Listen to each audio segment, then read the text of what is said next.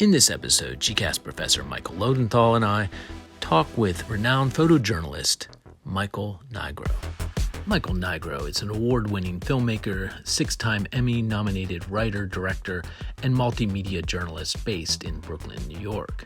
His penchant for breaking news has put him on the forefront of some of the most crucial stories of our times, including Standing Rock, Charlottesville, the immigration crisis in multiple locations in Mexico, the protests in Hong Kong, and the January 6th Capitol riots, to name a few.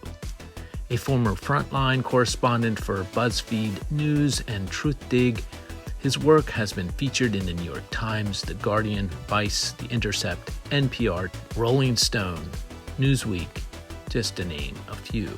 Join us.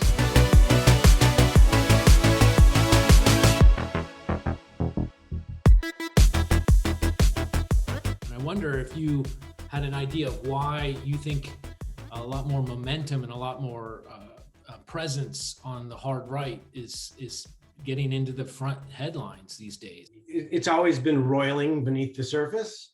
And I think the real coming out party was Charlottesville, where it was a who's who of right-wing, alt-right groups that came out in force, from the KKK donned as like old-fashioned KKK to the khakis and polo shirts, and then all coming together there and just giving free rein to do what they did. And having law enforcement step down was a real wake-up call, not just for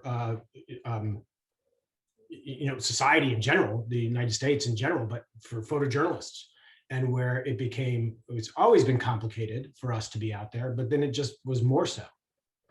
I mean, I know Michael has been studying this, for years, and he probably has a greater understanding of how it's really came to rise. But I think Trump gave them the right to come out, or I guess right is not the word. He opened the door for them to be more vocal and to really try to organize.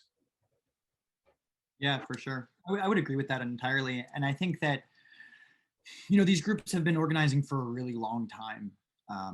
If we look at a real broad perspective, a lot of these kind of white power and white nationalist and white supremacist groups kind of began and arose in the early 1960s in response to some of the successes of the civil rights movement.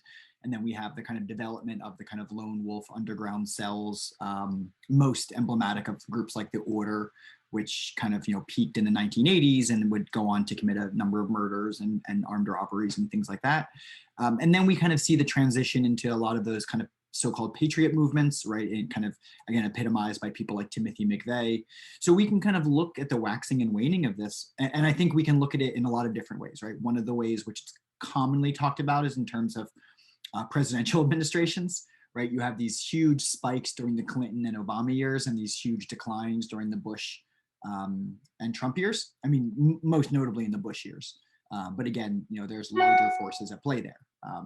Mostly people running away from the label of terrorism because of McVeigh, and people running away from the label of terrorism because of 9/11. And so these groups have existed for a very long time, right? They are, to borrow a phrase, they're as American as apple pie, and they've changed and they've morphed and they've metastasized in really troubling ways. And where we're at now in 2021 is a very different place than we were at in 1990. One of the most notable ways in which it's different is that a lot of these groups have now muddied and blended their ideologies. So you have white nationalists talking to Salafi jihadists, right? And there's a number of cases we can point to. Or you have, people who were white supremacists who become Salafi jihadists, or vice versa. And, you have a lot of these kind of weird ideological crossovers. And and when I think of it in my head, it's sort of this stone soup, where all of these different things get thrown in. We'll throw in a little suspicion of 5G. We'll throw in a little anger at George Soros. We'll throw in a little environmental degradation. We'll throw in a little declining role of white men. We'll just mix this all up and see what comes out. Yeah, wow, that's amazing. And it's really interesting to talk to both of you because Michael Nigro is on the ground as a photojournalist, and you, Michael, did your PhD research on this topic and will be soon teaching a course for GCAS on this topic as well. And so I wanted to switch it back over to you, Michael Nigro, about how is it that you got involved in photojournalism in general, and then to what degree did you start stepping into pretty dangerous situations? So my background is in TV and film, and I was always interested in news and documentary, but you also have to kind of earn a living here, so you kind of do this on the side. The dawn of reality TV happened, and many journalists, many documentarians were like, hey, this is a way for us to actually use our tools and then be able to work in kind of a documentary reality TV field. We didn't realize what garbage it was. And once you're in reality TV, it is really difficult to get out. I worked on really horrible shows. I worked on decent shows. And it was Occupy Wall Street when I was working on a show. I was directing a show called Cash Cab, where we would ride around the city and pick up people. You'd play a game inside the cab and you'd win money. Yeah, I remember watching some of those. Yeah, that's right. So it was a great crew. It was a really innocuous show. And one night, I think it was like the third day of Occupy, when they took on Zuccotti Park in downtown Manhattan, somebody mentioned, have you guys heard about this thing going down in Zuccotti? And we usually end our day around midnight, and we wrap. And I just walked down to Zuccotti Park, and I was like, this is incredible. And I would just stay down there at night. People were camping out already, and I began to shoot video. And I had kids at the time. I have kids now, but I had kids that were young that I had to get home to. And my wife works in radio, so she would have to leave while I'm coming home. And I would get the kids to school, and then I'd go nap, go back to Cash Cab, and then I'd go back to Zuccotti. And what I noticed in Zuccotti was, and this is leading somewhere, is I could have shot video for days. And there's just so much going on. There's so much interesting content that I picked up a still camera instead. And the reason why I did that was because what started being reported by mainstream media, what was going on in Zuccotti, was not what I was witnessing. And this is where reality TV helped me, because as the conflicts and protests and images were starting to arise out of there, I was able to negotiate my way and figure out how to compose shots. And this was really the beginning of my journalism. And it was trial by fire. I was able to negotiate crowds and figure out police lines and police tactics. A lot of it was just because I was shooting stuff for reality TV. I knew people behave differently. They say, if you're going to be a mountain climber, don't climb Everest first. I just say this to young photojournalists. If you want to be a photojournalist, don't go to huge conflicts first. Find something different. Make sure you know your gear. I was just started to do it, and that's really my foray into it, into being a photojournalist. That is really incredible how it was triggered by Occupy Wall Street. And of course, Michael White, a friend of mine, was one of the co-organizers of that and has lectured for GCAS. And then, of course, you probably are familiar with Slavoj Žižek, who was also there, and he was my advisor. So there's a lot of connections. And I wonder if we could turn back to Michael Loadenthal. I wonder, were you part of Occupy? Did you head into the city? What was your relationship to that moment? Yeah, I was living in Washington at the time. DC had two different occupations, one which was more anarchist aligned and one which was more of the kind of NGO progressive liberal folk.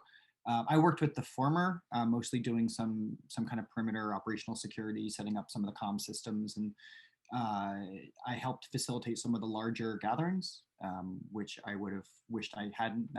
I had a lot of experience doing big group facilitation. In 2000, when I kind of like jumped into some of this stuff full time, the Republican National Convention had come to the city in which I lived, and about 70,000 demonstrators along with them. And so looking at some of those like mass mobilization, big group facilitation skills, I kind of found myself doing some of that in Occupy. It was also the time when my youngest was born, so we had some interesting experiences, like taking small kids there, and we actually have a really funny experience where my partner and I were providing childcare, like for work for a stranger, and we would take their kids every day with their parents' permission. But every day we would take them to the occupations, and we would kind of bring them around. And as to like young, like white folks with a brown baby, like we got a lot of attention from like kind of parasitic media folk who wanted to kind of turn us into caricatures. So we ended up actually getting a lot of attention and playing somewhat of a visible role, but not really what I wanted to be doing there. Yeah. We used to always go to the back of marches because we knew that the police wouldn't compress the march if in the back of the march were people with strollers. So we have some really dramatic photographs of like us pushing a stroller and like 15 squad cars behind us, like with our lights blazing. Wow, that's amazing. Maybe not great for this child's hearing, but. And Michael Nigro, I wonder when was the moment that you maybe were in a situation where you thought this is pretty damn dangerous? And did you think about quitting after that? Or, I mean, could you just maybe rehearse an experience or two about that? I mean, early on, there was a number of times in Occupy where the NYPD on horses charged crowds, and I was right there. That was supremely dangerous. These law enforcement with clubs taking swings and then charging into a crowd with these huge animals. That, you talk about somewhat of an addiction of wanting to report. So I was in that scrum, and to me, I wanted to turn the camera on how it was going. It was most sane people would run away. I wanted to say, like, this is what's happening, and this will not be reported on. And that's why I continue to have that kind of drive to cover these types of events where there's injustice that is happening right before me, and I feel it needs to be reported upon. One of probably the more dramatic ones for me was in Charlottesville proper, and where I ran ahead of the march that was going up this one hill. I think it's 4th Street in Charlottesville. And the way I normally work, I have cameras that are strapped to my shoulders, and I also have a monopod, and I was going to raise the camera on my monopod, and I just heard a screech of tires, and my fear instinct I just stepped to the right about 6 to 12 inches, and the car came by and just clipped my other camera and took it right off my body. My response was, I just was like, what an idiot. But then he plowed into the crowd. So that was severely traumatic for me. And it took me a while to get over that. And you do call into question, what is this situations that I want to continue to put myself in? So it kind of goes from, these protests that feel like just like marches, parades, to, extreme right-wing violence, to police violence. It's gotten really complicated over these past really 4 years. It's just heightened and heightened, and it's changed from Occupy, from when you could go in there, you would want to have your picture taken, to like Occupy City Hall, which happened just this last summer, where people don't want their picture taken on any side. And so, and then the same thing goes with January 6th. You are going out there. Do I show myself as press? Do I hide my badge? How do I gear up? So it's those types of decisions that you have to train yourself in. You have to know tactics. You have to, really figure out before I go out. I go through a whole litany of what I do before I go out. Am I too charged up am I going to get myself in trouble? And you have to be honest with yourself. You have to have those conversations often. At least I do. There are other journalists that don't. But I definitely do. Well, I mean, from the photos you took on January 6th on the Capitol, it just looked like you were, and especially given that the folks there destroyed, have millions, maybe millions of dollars worth of mainstream media equipment. You obviously, when I'm thinking about you being there, it's like, how the hell did you get out of there? And were you in danger? And how did you gear up for that moment? So that day, I was luckier than most journalists, I think. Some journalists, not most. I was abused verbally pretty much all day long.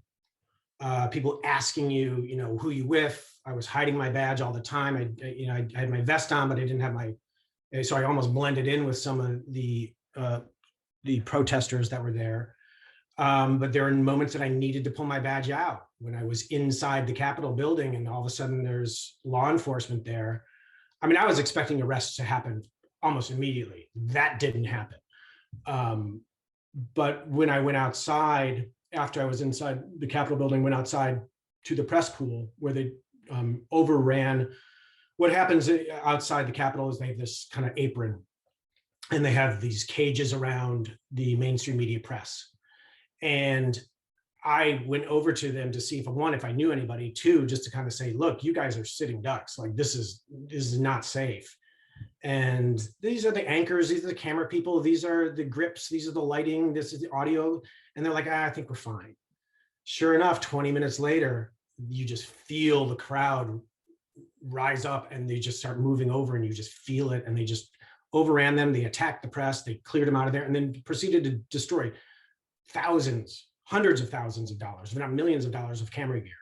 Where I went in and I got grabbed a couple of times, asked who I was with. I diffuse it often, sometimes with humor. Yeah, how do you answer the question?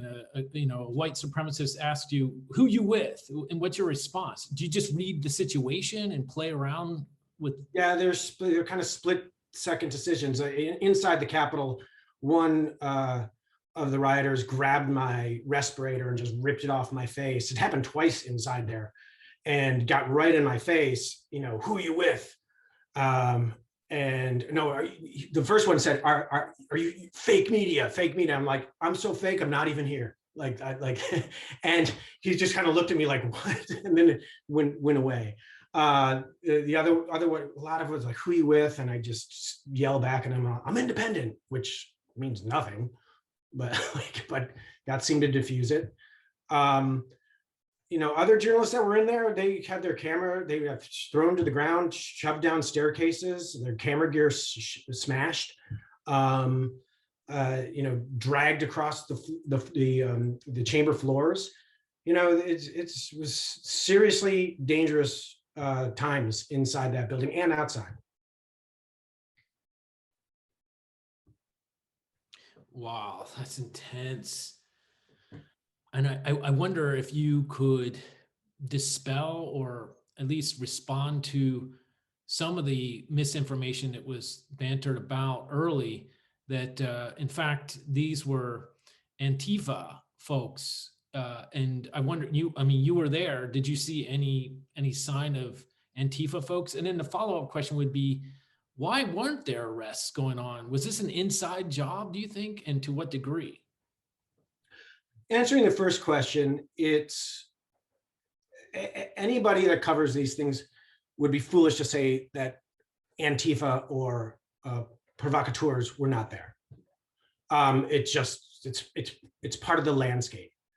I personally did not see it, but frankly, if they were there, they probably just sat back and just watched watched it. There was no need. There was one time right outside the Capitol where they started beating the police back. Somebody tapped me on the shoulder and just said, "Hey, let's destroy this audio gear." They had these speakers set up. And then he looked at me and he's like, "Oh, you're a journalist," and he ran away. On this, while it was happening, I ran into a couple of other journalists, and there's like breaks in action, and you're able to talk a little bit. You knew the spin was going to come. We already were talking about it. The misinformation that happens during these things is rampant. I had heard somebody had been shot, and there was a young girl, it was a man, there was machine guns. It was like, that stuff is almost always wrong at first. When I went to explore it, I saw this trail of blood, and I interviewed a few other people, and they said that that somebody had actually been shot. So those kind of rumors, those things kind of they come up throughout all of that. But was Antifa there? Was it Antifa driven? Absolutely not. Absolutely not. I believe it was coordinated as much as it could be coordinated. I believe that there were people there who, and I've said this before, who probably had never been to Washington, D.C., let alone inside the Capitol, and just got caught up in the moment. But there were other people there who were there to either seriously hurt or kill certain members, people in suits. I watched Oath Keepers walk through, and they're kind of grabbing their shoulders. I forget what they call it. I call it the elephant walk. They just kind of move and maneuver their way through. And the language that they use is, the language of, we're going to kill him.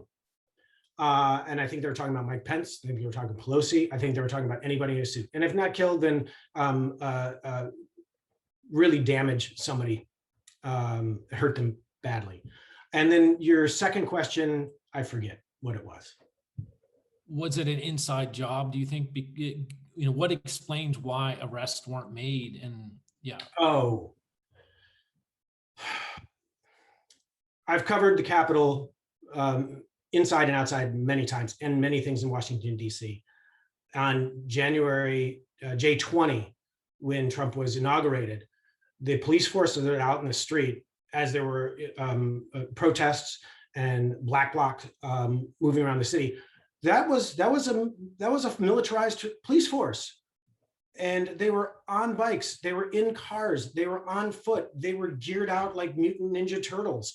And I watched them pepper spray and arrest immediately, whether it was peaceful or not. That day, I'm still, to this day, I'm still shocked I wasn't arrested that day. I don't know how I did not get arrested when they kettled some 200 and some odd 60 protesters, including journalists, including legal observers.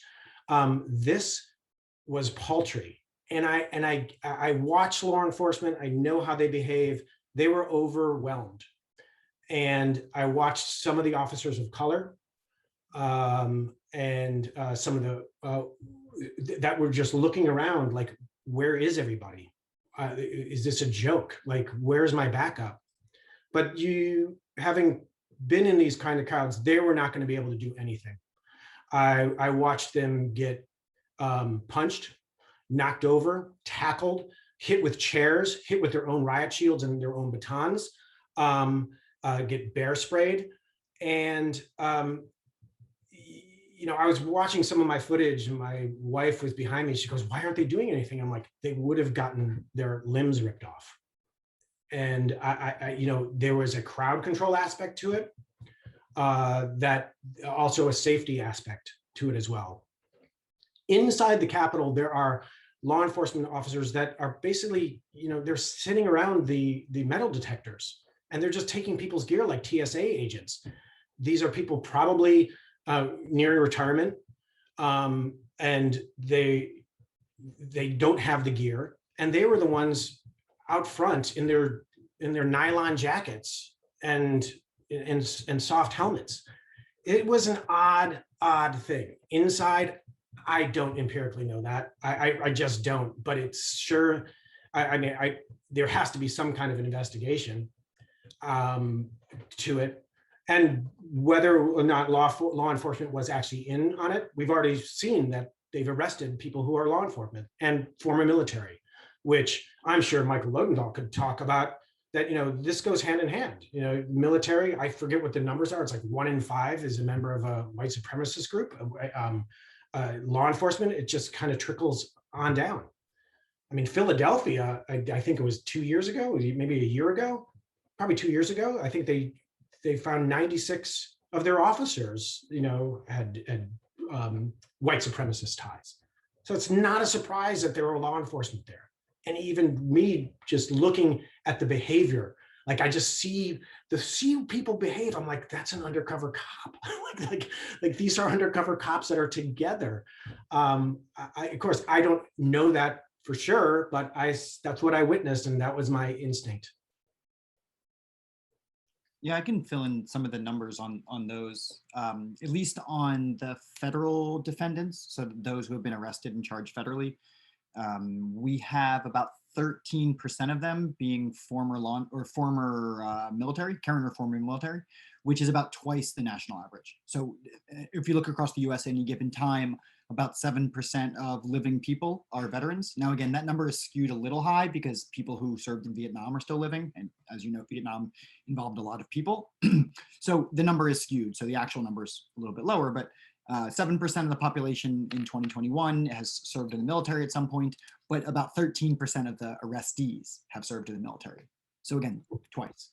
And then of those arrestees, of the people who arrested at the Capitol, 36% of those with military backgrounds also have ties to extremist groups. So more than a third of the veterans arrested have ties to either the 3% militia, the Oath Keepers, the Proud Boys, or a couple smaller factions.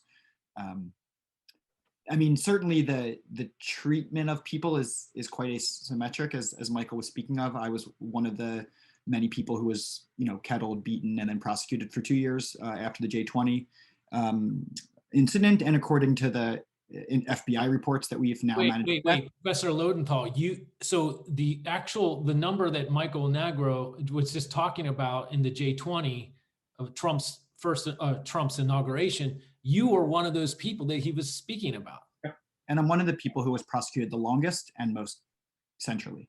So long story short is that the United States Attorney's Office broke people up into a number of camps, which they argued were based on liability. And once the state realized they weren't going to win these cases, they slowly dropped these cases. I was, of the 235 people who eventually were prosecuted, I was one of only, I think, about 20 who was not let off the hook, for lack of a better word, until nearly 2 years after. So I was deemed to be in this most culpable camp. We've also been able to find some internal assessments, both through FBI fusion centers and the DHS, which name myself and a few other people specifically as the organizers of J20. I've said on numerous occasions that I was not. I'm no longer a resident of DC. I don't organize events in cities I don't live in. So the accusation that I was a central organizer is kind of ludicrous.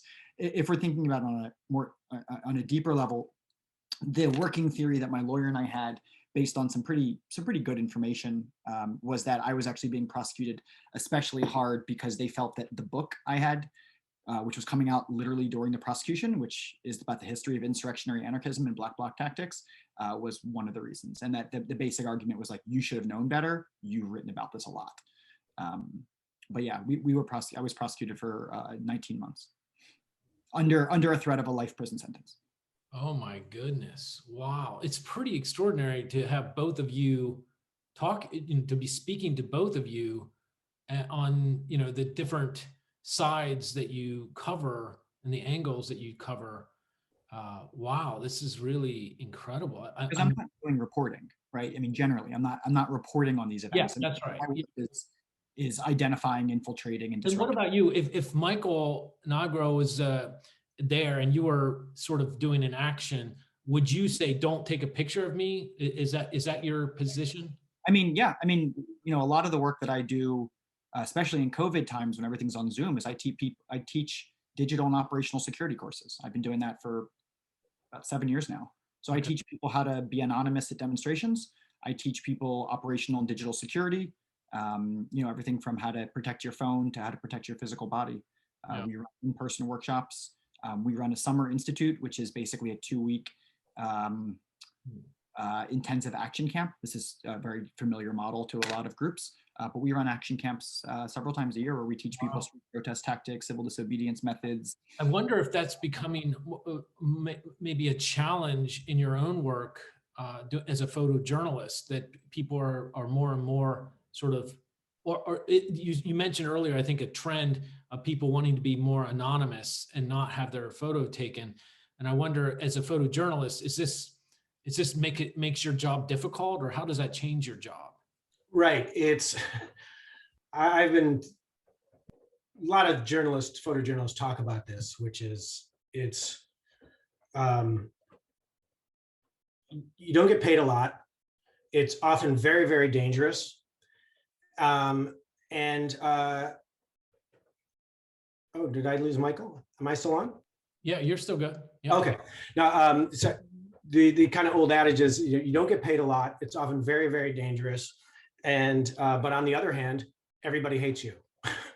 and that is the way I've been feeling, no more so than on January 6th, but just throughout this entire year. And because we're kind of caught in this kind of propaganda war and the journalists are stuck right in the middle of it. The police don't like us. The right wing doesn't like us. The protesters often don't like us. And so you're just trapped in the middle. That's why it gets so complicated. There's a lot of talk about, blurring people's faces. And many journalists have differing opinions on that. Mine is very clear. The picture is the picture and the truth is the truth. And I need to shoot what I witness. That's pretty much where it lands. Are there protections? Like, if people are organized in a public space, you're able to take a picture of them, right? Or do you have to ask their permission? There are certain ways, you have this kind of this unwritten type of eye contact with people. Some people don't want it, some people don't. Down in Occupy City Hall, it was a little ridiculous. You'd walk in there with a camera and people were all over you. And you're talking about the First Amendment, and they started, and what they also realized, we had to say, you are being watched right now. You have 12 surveillance cameras right underneath you, like right now. So, and you're going to come after this guy? And then, you'd get run out of the camp, and then I'd get a call at 4 a.m. They're raiding the camp, come down and shoot for us. That's it gets quite difficult of how you're shooting that. And on January 6th, I've gotten good at shooting people with masks on, but for some reason, the Proud Boys especially, they wanted their pictures taken. And I don't know. Yeah, they love the publicity. They use it as a recruiting tactic. And at least that's my understanding and what I perceive, because I have pictures that are being, they use them and they praise some of my other multimedia journalists. They're like, oh, thanks for shooting that. You go back. I was in Portland and we were out there, and some of them are like, Joe Biggs is shaking hands with us, and thanks for covering. Other people will. Yeah, I watched that live. You often do live streaming on Facebook and other platforms, and I saw that actually. I saw you filming that there. It was incredible. It's just bizarre, because then I turn around and they want to kick you out. And so again, it's how you behave. Coming from New York, my wardrobe is black. So don't dress in all black when you go out. That helps. But in terms of live streaming, there's a number of reasons why I do that. I kind of didn't like doing it. I don't really like being on camera, but it is a protection method for myself. And it's gotten me out of lawsuits that when I get arrested and I have something to prove that that I'm a journalist and I'm doing this, and it's gotten me all my cases dropped. All of my cases dropped.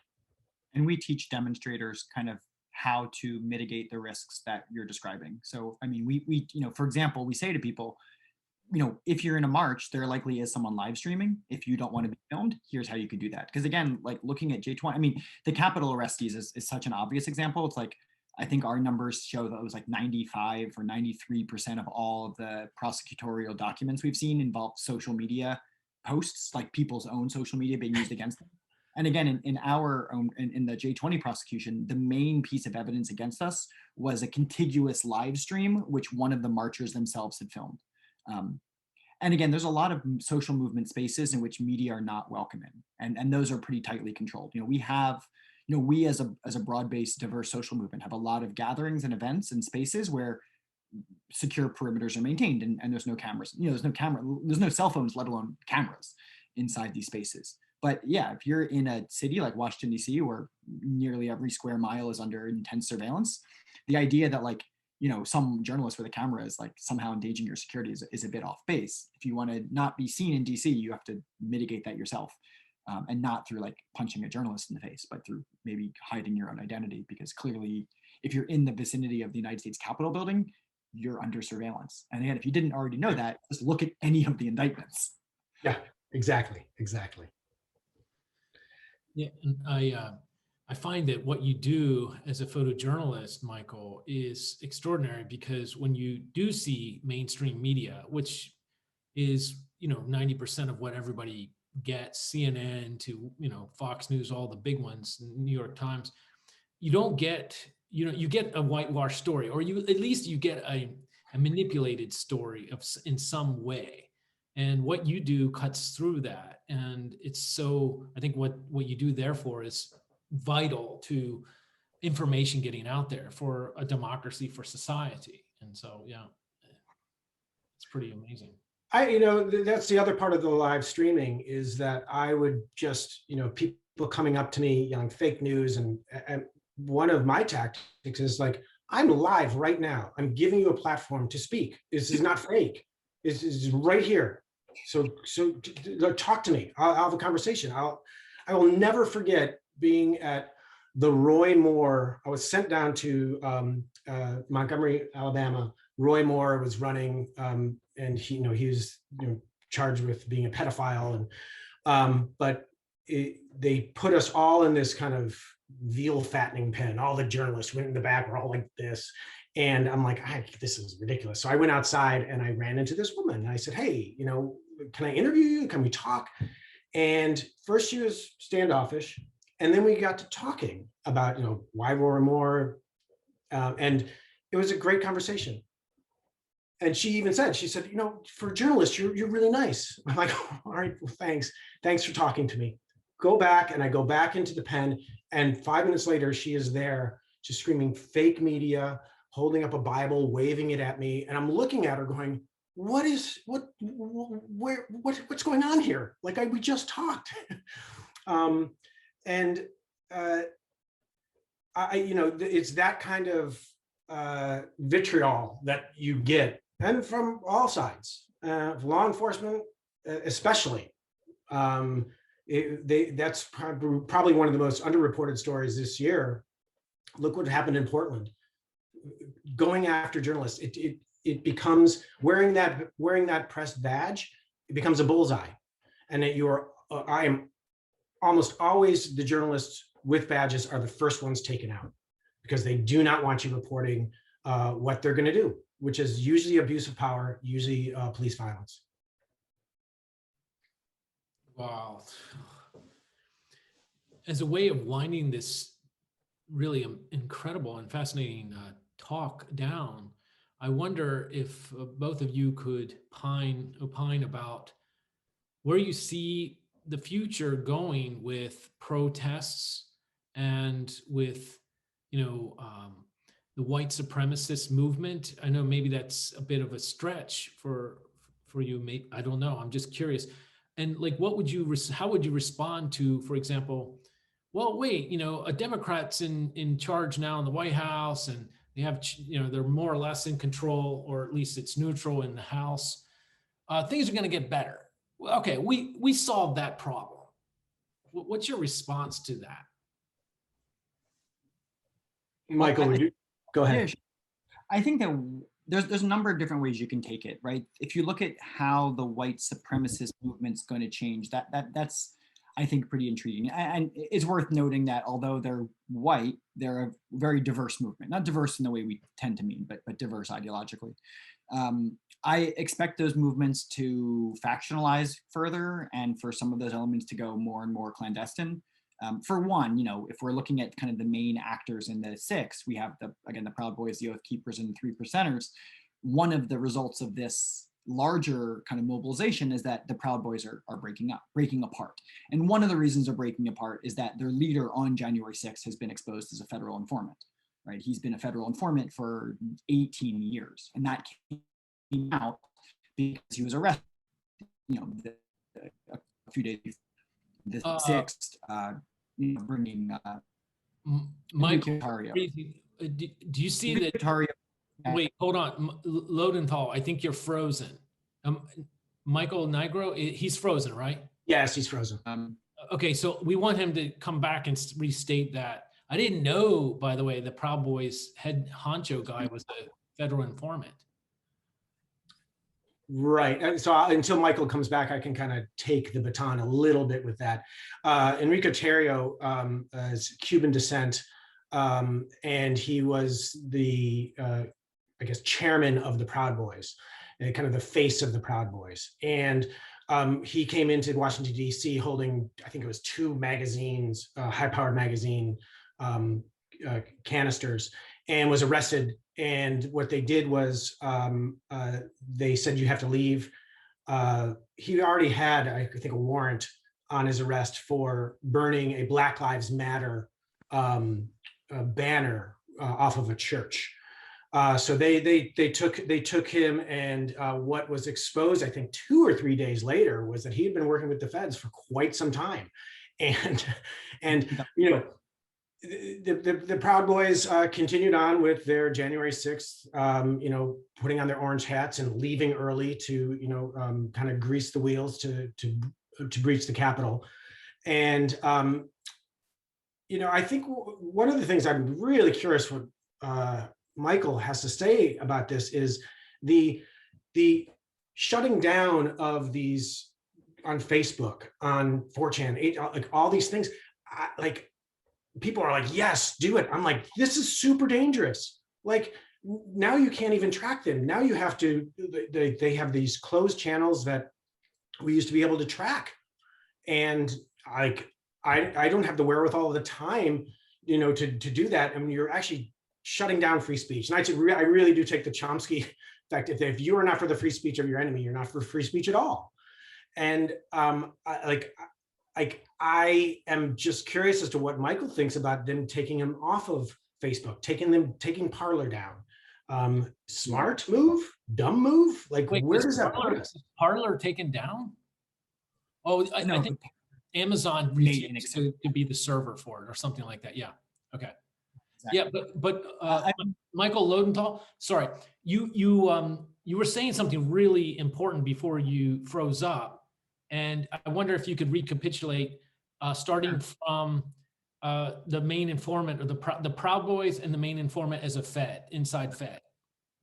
Yeah, I mean, so Enrique Tarrio being a federal informant since 2002, I believe, that came out because of his prosecution, and his prosecution was because of this kind of wider context, right? It was in relation to a previous vandalism that he had done of a Black Lives Matter sign in front of a church, but also because he arrived in DC in possession of what he knew were illegal rifle magazines. Now, again, I believe Enrique Tarrio was smart enough to realize that those were illegal and did that intentionally. And I think he did that partially to put the issue of DC gun control into the courts.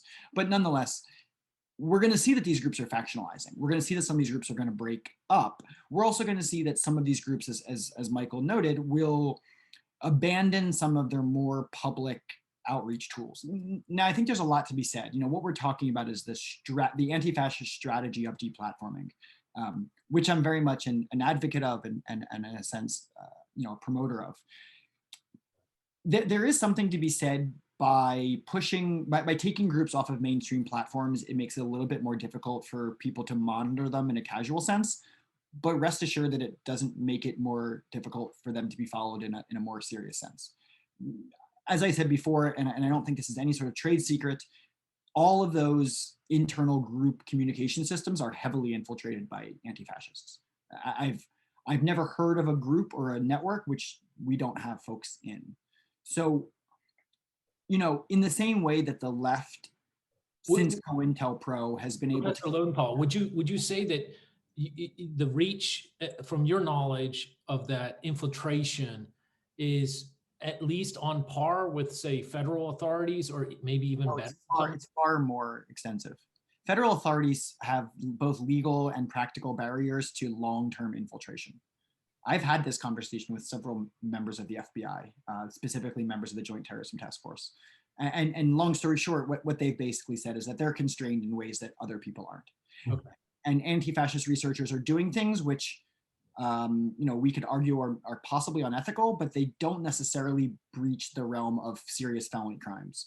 The FBI has different standards about what they can and can't do. They also have different tradecraft. Like, I'm sure there's very talented FBI agents who are really good at it, but I've been monitoring these groups since I'm 16. I have 20 some years of knowledge on how these groups talk, on how these groups communicate.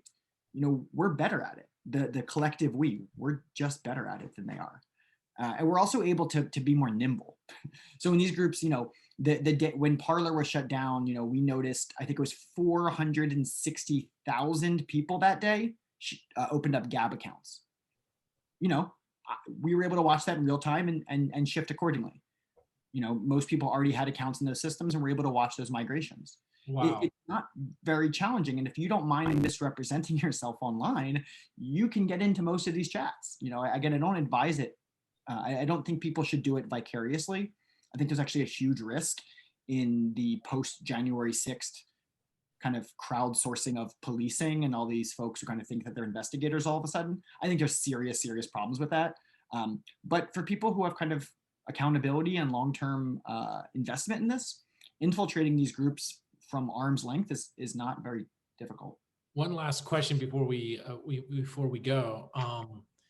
Do you think that Trump was responsible for what happened with the riots and the insurrection? And how would you name it? Was it an insurrection? Was it a coup? What's the language, the proper language to use here? And I'd like to hear from both of you if that's okay. Thanks. Yeah, I think that Trump played a role.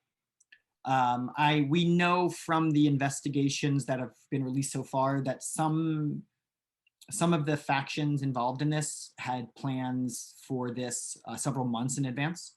So the idea that people spontaneously were inspired by their great leader's speech and thus went to the Capitol, sure, that probably encapsulates a chunk of people, but not the people that we're actually worried about. Again, I have no interest in exposing and mapping MAGA enthusiasts and Trump supporters. That's not what I'm talking about. We're looking at organized, command and control structure, violent extremists. We're looking at people who advocate and organize violence, not people who like the former president. The people who have been identified as being very organized and involved in that violence, many of those people have been organizing for a long time. To cite just a couple examples, the Oath Keepers indictment, which if you're going to read one indictment, read the Oath Keepers indictment. It's super interesting. Not the indictment itself, but the affidavits and all. But they had some, they had 3 different muster points. So people came from all over the country and amassed in, I want to say Kentucky, North Carolina, and maybe Pennsylvania to kind of caravan down. They also had people across the Potomac in Virginia with, I guess this is according to the FBI, caches of arms, of weapons that they were going to ferry across the Potomac River to insurrectionists who were on base. We know for a fact that people were armed in the Capitol. We have lots of photographic evidence of people entering the Capitol building with pistols. We also know that the FBI recovered many, many loaded firearms from the areas and the grounds around the Capitol. These sort of preparations are important. And so, the question is it Trump? Certainly he's an accelerant, right? Certainly he's a catalyst. Certainly, he's bringing some people from the mainstream conservatism and moving them into a more violence-prone kind of nativist xenophobia. But it's certainly not, it certainly didn't begin with Trump, and it certainly won't end with him. So he is responsible in a sense, certainly standing in front of the White House and saying, let's go to the Capitol. He's responsible for a chunk of people who wouldn't have otherwise done that. But some of the people would have done it either way, right? Some of the people planned on January 6th to attack that building, regardless of what Trump did that day. Certainly what he did not help. Yeah. And I wonder if you, Michael, just to conclude here, have an opinion on that. And do you also try to reserve your opinions on things out of the sake of sort of not being biased, or, you know, how would you approach that question? And do you feel comfortable, you know, opining about it or responding to it? Right. I think in some situations that I don't have a problem addressing what I feel and believe, but because when I go out into the field, I'm reporting what I'm witnessing, which is like sometimes just walking into history. In terms of Trump, I love Michael's word accelerant, because I think that people heard what they wanted to hear that day. And I think there were the people who brought their kids, and then they left. You know, when I was approaching, people were already leaving. And then I talked to people afterward, and they're like, that didn't happen. Nothing happened. That just never happened. And I'm like, well, it actually happened. And here's some evidence of it. I think this has been in the making for a long time, and that it didn't start with Trump. It's not going to end with Trump. It's certainly far from over, but to use another, you know, metaphor, he certainly turned up the gas on this. And that day, the people who were just like getting riled up by his bombast, yeah, I mean, like it's intoxicating, especially if you're following somebody like this kind of cultish figure, which they've put him on this pedestal. I listen to people talk about, him being our savior, that, you know, Trump is God, and these kind of chants that are going on, which is just scary. You're wrapping religion and in the flag. And there was a lot of that going on. And I do agree that, you know, there's the MAGA crowd that were just kind of bewildered. They're like, why are they spraying us with tear gas? Like, what's happening? So I'm not sure if that answers the question, except it's far, far from over. And that it's maybe it will go back into some of these smaller holes. These groups, the Oath Keepers, Boogaloo Boys, which is a strange group, but I talked to, I think his name's Mike Dunn, Boogaloo Boys. Like he said after the J6 riots, that he had more people contact him than ever before. Now that could be bluster, but I kind of believe him, you know? Wow, it's been a great hour talking with both of you and learning your different angles on things. And I just want to thank you for your time, and appreciate the work you both do. Thank you. Thanks, Creston. Thank you very much.